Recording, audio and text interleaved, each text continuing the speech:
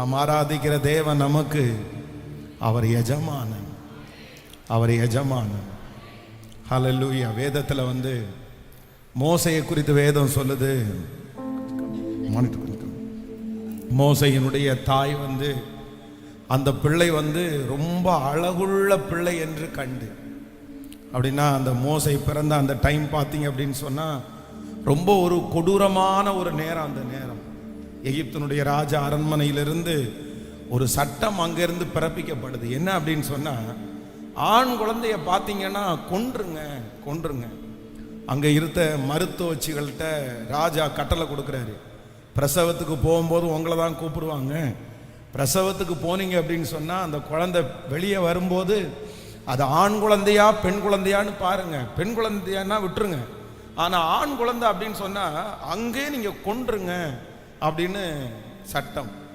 ஒன்று வெளியில் அந்த குழந்தை வரும்போதே கொன்றணும், இல்லை அப்படின்னா சத்தம் கேட்கும்போது கொல்லணும், இல்லை அப்படின்னா வீட்டில் இருக்கிறது தெரிஞ்சுன்னா எடுத்து உயிரோட நைல் நதிக்குள்ளே போடணும். இப்படிப்பட்ட ஒரு சட்டம் பிறப்பிக்கப்படும் போது மோசை என்கிற அழகுள்ள அந்த குழந்தை இப்போ பிறக்குது.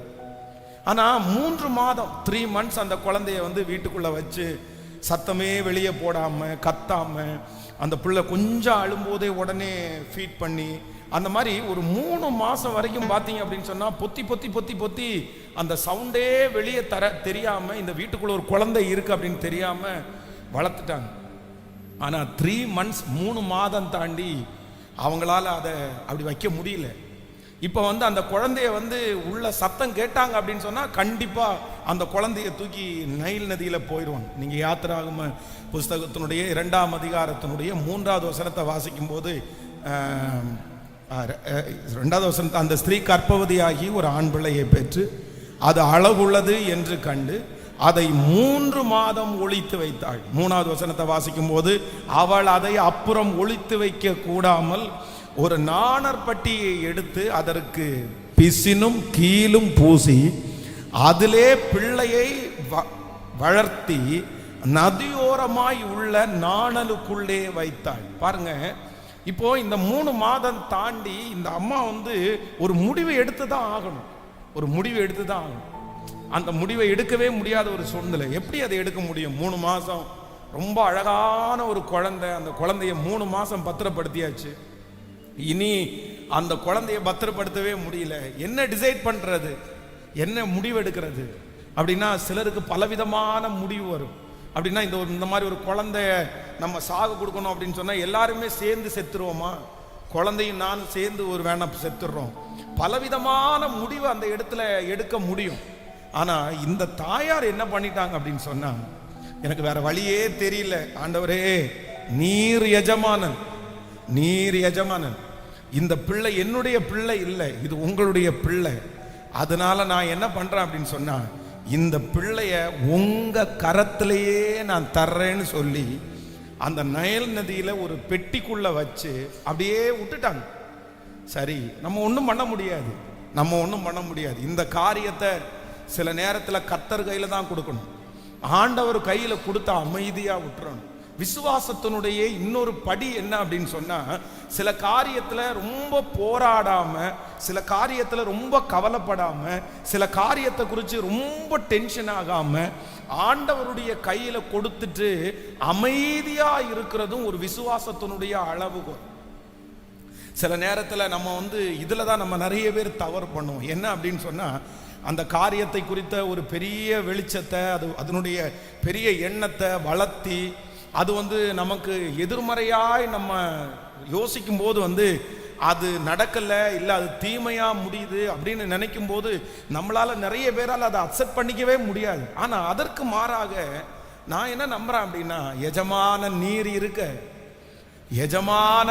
இருக்க வேலைக்காரனுக்கு ஏன் கவலை. சில காரியத்தை ஆண்டவருடைய பிள்ளைகள் யார் கையில கொடுக்கணும்னா, கர்த்தர் கையில அப்படியே கொடுக்கணும். ஆண்டவர் கரத்துல கொடுத்து நம்ம அப்படியே ரிலாக்ஸ் ஆகணும். ஆண்டவருடைய கரத்துல கொடுத்து நம்ம ஃப்ரீ ஆகணும். நம்ம அப்படி ஃப்ரீ ஆகல, சில சூழ்நிலையோடு கூட தான் நம்ம போக வேண்டியிருக்கும். சில சூழ்நிலைக்கு பின்னாடி தான் நம்ம போக வேண்டியது இருக்கும். சில இடத்துல கர்த்தரே நம்மளை அப்படி நடத்துவார். அதற்கென்று ஒரு நேரத்தை, அதற்கென்று ஒரு காலத்தை வச்சிருப்பார். அது வரைக்கும் என்னுடைய லைஃப்ல இருக்கிற காரியத்தை நான் யார் மேல வைக்கிறேன் அப்படின்னு சொன்னா, எஜமானனாகிய உம்முடைய கரத்துல நான் கொடுக்கிற ஆண்டவரே, கொடுக்கிற ஆண்டவரே, நீங்கள் அமர்ந்திருந்து நானே தேவன் என்று அறிந்து கொள்ளுங்கள். அதனால திருப்தியா ஜெபம் பண்ணியாச்சா? மனசார ஜெபம் பண்ணியாச்சா? உபவாசம் இருக்க வேண்டிய உபவாசம் எல்லாம் இருந்தாச்சா? கத்தியாச்சு, அழுதாச்சு, முடிஞ்ச அளவுக்கு முயற்சி எடுத்தாச்சு, எவ்வளவு போகணுமோ எல்லாமே போயாச்சு.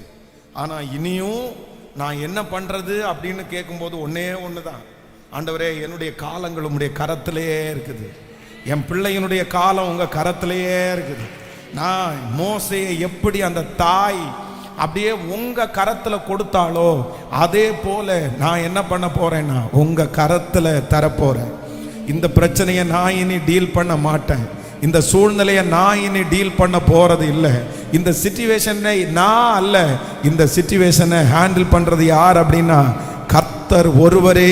இதை என் கூட இருந்து இந்த காரியத்தை அவருடைய கரத்துல, அவருடைய கரத்துல, அவருடைய கரத்துல. ஒருவேளை இந்த சத்தத்தை கேட்கிறவங்க நீங்க அப்படியே புலம்பி இருக்கலாம், நீங்க ஒருவேளை வருத்தத்தோட இருக்கலாம், உங்களால சுமக்கவே முடியாம இருக்கலாம். எப்படி எப்படி இந்த சகோதரருடைய சிச்சுவேஷனை பாருங்க. அந்த குழந்தையை எப்படி வாயை பொத்த முடியும்? எப்படி எத்தனை நாள் தான் வாயை பொத்துறது? எத்தனை நாள் தான் பெட்ஷீட் போட்டு மூடுறது? எத்தனை நாள் தான் கிச்சனுக்கு தூக்கிட்டு போய் கதவெல்லாம் சாத்துறது? இல்ல 3 months ஆச்சு, இதுக்கு மேல முடியாது, இதுக்கு மேல முடியாது. நான் ஒன்றும் பண்ண போறேன், என்னுடைய இருதயத்தை தைரியப்படுத்திட்டு நான் இனி கர்த்தர் கையிலே அதை கொடுக்க போறேன்.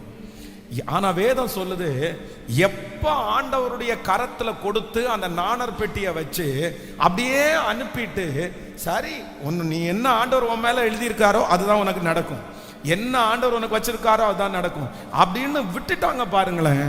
வேதம் சொல்லுது, அந்த பிள்ளை சரியான ஒரு இடத்திற்கு போய் சரியானவருடைய நபருடைய கையிலே கொடுக்கப்பட்டு அந்த குழந்தையை வளர்த்துறதற்கு கர்த்தர் இவங்களை ஆண்டவர் சில காரியத்தை, சில மனிதர்களை, சில சூழ்நிலையை ஆண்டவர் அப்படிதான் நம்ம அனுமதிப்பார்.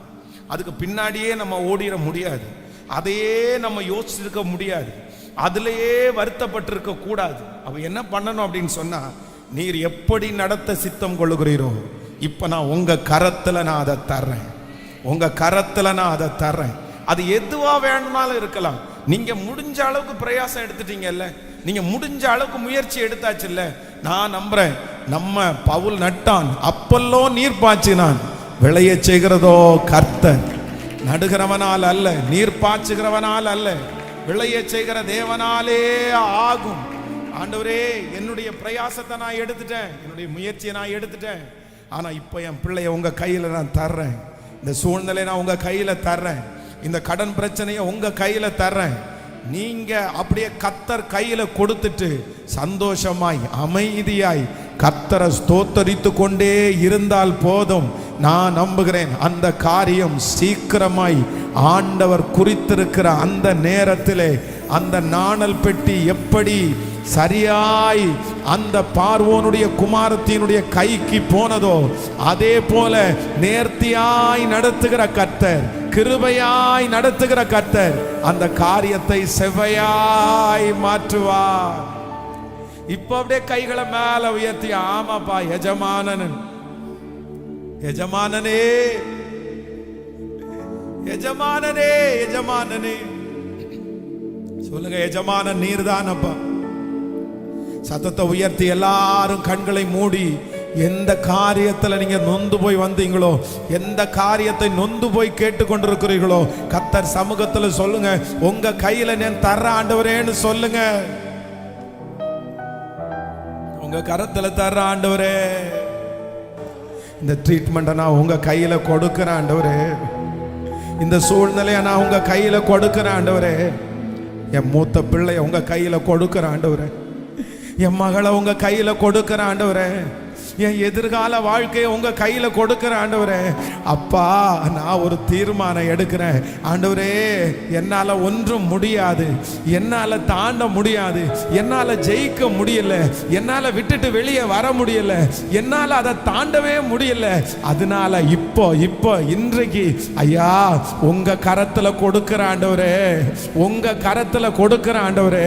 என்னை பலப்படுத்துகிற கிறிஸ்துவினால் எல்லாவற்றையும் செய்ய எனக்கு பலன் உண்டு. அதனால இந்த காரியத்தை நீங்க பார்த்துக்கங்கப்பா, இந்த காரியத்தை நீங்க பொறுப்படுத்துங்க ஆண்டவரே, இந்த காரியத்தை நீங்க செய்யுங்க ஆண்டவரே. ஹalleluya ஹalleluya ஹalleluya. காசு பணம் இல்லாம,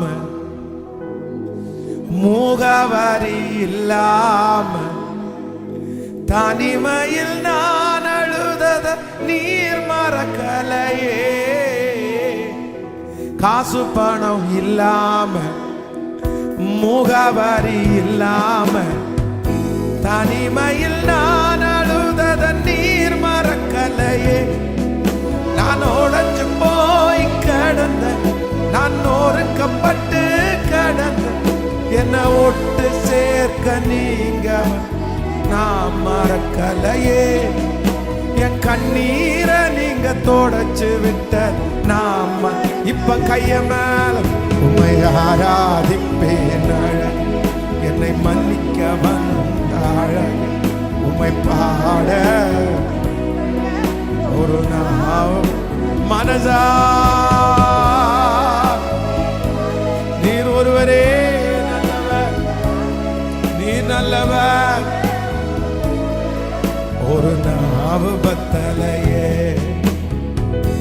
ஆயிரங்கள் பார்த்தாலும், கோடி சனம் இருந்தாலும், உம்மை விட அழகு இன்னும் கண்டுபிடிக்கலையே. ஆயிரங்கள் பார்த்தாலும், கோடி ஜனம் இருந்தாலும், உம்மை விட அழகு இன்னும் கண்டு சொல்லு. நான் போதும் நீங்க என்ன மறக்கவே, நான் கீழே விழுந்து நீ மனுஷ மறந்தும் நீங்க விட்டு கொடுக்கலையே. உம்மை ஆராதிப்பேன் சேர்ந்து. ஹalleluya. ஒரு நாவு பத்தலையே. உம்மை ஆரா கைகள் எல்லாரும் நான் உங்களை ஆராதிப்பேன். திரும்ப திரும்ப எல்லாரும் சொல்லுங்க, உம்மை ஆராதிப்பேன், உங்களை ஆராதிப்பேன், உங்களை ஆராதிப்பேன், உங்களை பாடுவேன். உம்மை ஆராதிப்பேன் அழகே, என்னை மன்னிக்க வந்த அழகே. உம்மை பாட, உம்மை புகழ ஒரு நாவு பத்தலைய. ரதலரம் துனோரோ ரிதலரம் தனமோரோ தலராதனர. நல்லவரப்பா, நல்லவரப்பா, முழு இருதயத்தோட நீ நல்லவரப்பா, நல்லவரப்பா, நல்லவரப்பா. உங்க கையில கொடுக்கிறப்பா, உங்க கரத்துல தர்ற ஆண்டவரே, உங்க கரத்துல தர்ற ஆண்டவரே. இதை என்னால சுமக்க முடியாது, இதை என்னால தாண்ட முடியாது, இதற்கு எதிராய் நிற்கிறதற்கு எங்களுக்கு பலன் இல்லை, போகும் வழி இன்னதென்று எங்களுக்கு தெரியாது. ஆதலால் எங்களுடைய கண்கள், எங்களுடைய கைகள் உம்மையே நோக்கி கொண்டிருக்கிறதப்பா. நன்றி நன்றி. எதிர்க்கிறவர்களுக்கு முன்பில், என்னை தள்ளினவர்கள் மத்தியில எனக்கு ஒரு பந்தியை ஆயத்தப்படுத்தி, என் தலையை எண்ணெயினால் அபிஷேகம் பண்ணி, என் பாத்திரத்தை நிரம்பி வழிய பண்ணுகிறது நீங்க தானே ஆண்டவரே. ஈசாக்குக்கு வெறுத்தவங்க மத்தியில, தள்ளினவங்க மத்தியில, துரத்தினவங்க மத்தியில ஒரு பந்தியை ஆயத்தப்படுத்தி அந்த ஈசாக்குனுடைய தலையை நீர் உயர்த்துவது உண்மையானால் இப்பொழுது இந்த ஜெபத்தில் இருக்கிற எங்களுடைய தலைகளையும் உயர்த்துகிறதற்கு நீர் வல்லவராய் இருக்கிறீரப்பா. சாப கட்டுகள் விலகட்டும், அக்கிரமத்தின் கட்டுகள் விலகட்டும், சத்துருடைய பிடிகளிலிருந்து விடுதலை உண்டாகட்டும், எல்லா வஞ்சகமான சக்திகளும் வெளியே போகட்டும்.